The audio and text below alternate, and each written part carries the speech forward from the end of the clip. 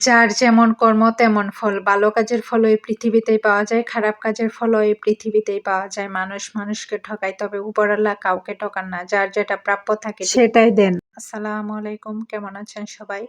এটা হচ্ছে জিয়াউর রহমান এবং খালেদা জিয়ার সমাধিস্থল।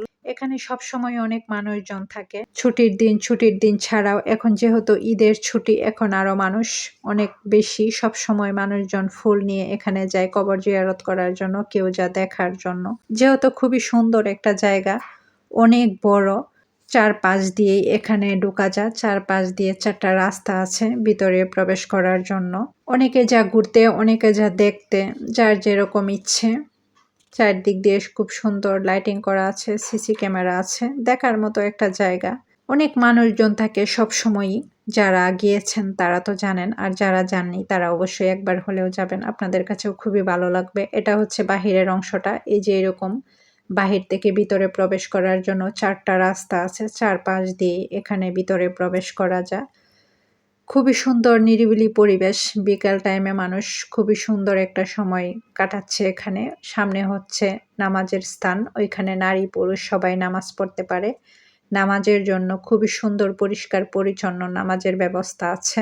যার যেমন কর্ম তেমন ফল। ভালো কাজের ফলও এই পৃথিবীতেই পাওয়া যায়, খারাপ কাজের ফলও এই পৃথিবীতেই পাওয়া যায়। মানুষ মানুষকে ঠকায়, তবে উপরওয়ালা কাউকে ঠকান না। যার যেটা প্রাপ্য তাকে ঠিক সেটাই দেন। আমরা ওই সাইড দিয়ে পুরোটা ঘুরে দেখে হেঁটে হেঁটে চলে এসেছিলাম ঝুলন্ত ব্রিজটার উপরে। এখান থেকে দাঁড়িয়ে আমি 2 সাইড থেকে কিছু ভিডিও করে নিয়েছি।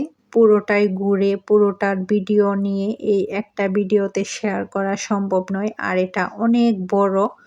পুরোটাই ঘুরে ঘুরে ভিডিও করাও সম্ভব নয়। হাঁটতে হাঁটতে পা ব্যথা হয়ে গিয়েছিল, বিকাল হয়ে গিয়েছিল। আমরা হেঁটে হেঁটে চলে এসেছিলাম। বাসায় চলে আসার সময় বিশাল বড় এক জ্যামে পড়ে গিয়েছি। ঢাকা শহর থাকবো অথচ জ্যামে পড়বো না, সেটা কি কখনো হয়? জ্যামে তো পড়তেই হবে, বাসা থেকে বের হলেই জ্যামে পড়তে হবে। চলে এসেছিলাম বাসায় এসে এখানে আমি প্রায় 3.25 কেজির মতো একটা মুরগি কেটে নিয়েছি চিকেন বিরিয়ানি রান্না করার জন্য। মুরগিটা কেটে ধুয়ে পানি ঝরিয়ে নিয়েছি। এখানে সব রকমের গুঁড়ো মশলা, বাটা মশলা দিয়ে এখন মাংসগুলোকে আমি 20 মিনিট মেরিনেট করে রেখে দিব। মেরিনেট করা ছাড়াও বিরিয়ানি রান্না করা যায়, তবে আমার কাছে মেরিনেট করে বিরিয়ানিটা রান্না করলে টেস্ট বেশি হয়। কার ঈদ কেমন কেটেছে কমেন্টে আমার সাথে শেয়ার করতে পারেন। চুলায় একটা পাতিল বসিয়ে দিয়েছি, বসিয়ে দিয়ে কিছু পেঁয়াজ দিয়ে দিয়েছি তেলের উপরে, দিয়ে ব্রাউন কালার করে পেঁয়াজগুলো ভেজে নিয়েছি। কিছু পেঁয়াজ আমি উঠিয়ে রেখেছি বেরেস্তা হিসেবে ব্যবহার করার জন্য, এবং আমি একটা রাঁধুনি রেডিমেড বিরিয়ানি রান্না করার মশলা নিয়েছি। এই পুরোটা মশলাই আমি এখানে দিয়ে দিয়েছি। যেহেতু অনেকটুকু মাংস, সেজন্য পুরোটাই দিয়ে দিয়েছি, পুরোটাই লাগবে। আরও কিছু গুঁড়ো মশলা দিয়ে এখানে আমি উপর দিয়ে আরও কিছু গুঁড়ো মশলা দিয়ে দিব। দিয়ে এই মশলাটা খুব ভালোভাবে আমি কষিয়ে নিব। কষিয়ে নিয়ে এখন উপর দিয়ে দিব মেরিনেট করে রাখা চিকেনগুলো। দিয়ে মাংসটা আমি আরও কিছুক্ষণ ভালোভাবে কষিয়ে নিব। খুব সুন্দর করে কিছু আস্ত মশলাও দিয়ে দিয়েছি।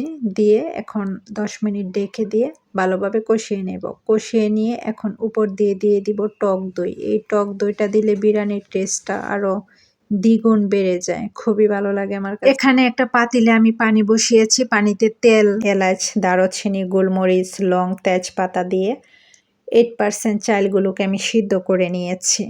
সিদ্ধ করে নিয়ে এখন আমি পানিটা ঝরিয়ে নিব। পানিটা ঝরিয়ে নিয়ে এখন আমি কষিয়ে রাখা মাংসের উপরে চালগুলো দিয়ে দিয়েছি। এখন চিকেনগুলো আর চালগুলো একসাথে ভালোভাবে আমি মিশিয়ে নিব। মিশিয়ে নিয়ে কিছু কাঁচামরিচ দিয়ে দমে রেখে দিব 10 মিনিট।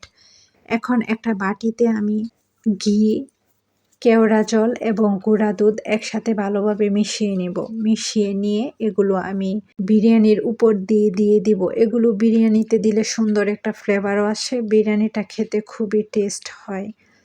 এখন আরও কিছুক্ষণ নেড়ে ছেড়ে উপর দিয়ে পেঁয়াজ বেরেস্তা দিয়ে আমি বিরিয়ানিটা নামিয়ে নিব। আপনারা কে কীভাবে বিরিয়ানি তৈরি করেন অবশ্যই আমাকে কমেন্ট করে জানাবেন। আমার বিরিয়ানি রেসিপিটা আপনাদের কাছে কেমন লেগেছে কমেন্ট করে জানাবেন। আমার পুরো ভিডিওটা আপনাদের কাছে কেমন লেগেছে সেটাও কমেন্ট করে জানাবেন। ভালো লেগে থাকলে চ্যানেলটাকে সাবস্ক্রাইব করে দিবেন। আজকের মতো এখানেই শেষ করছি। সবাই ভালো থাকবেন।